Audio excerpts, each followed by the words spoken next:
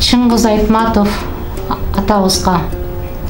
Өлүмдү ким токтото алмак, тыя алмак, баш аягын байлаштырып жей алмак, дүйнө салып Чыңгыз узап кеткенде, ошол учур болгон сындуу кыямат.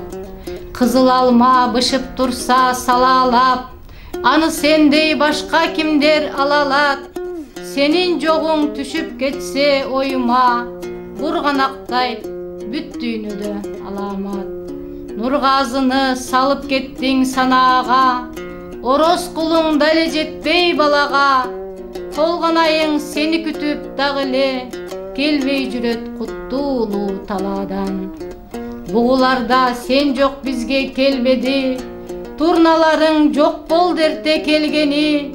Кылымдарга эстелгин тургузду эң биринчи Дүйшөн агай эмгеги.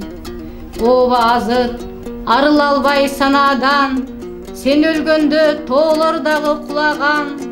Окурманын каарманын жоготуп, азыр дагы жоктоп турат бул аалам. Нурайым Бейшебаева, 2015 жыл, Бишкек шаары. Урматтуу Кыргызстандагы азыркы убакта иштеп жаткан улуу өлкө башчылары, сиздерге биздин кайрылуубуз.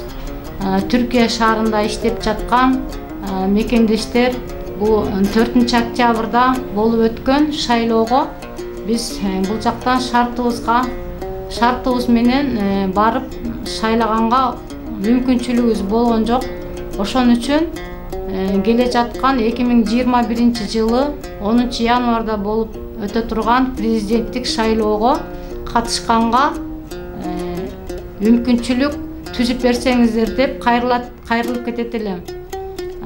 Себеби бул Анталия шаарынан Анкарага же болбосо Стамбулга барып биздин шайлоого катышканыбыз үчүн бир күндүк жол убактыбыз кетет.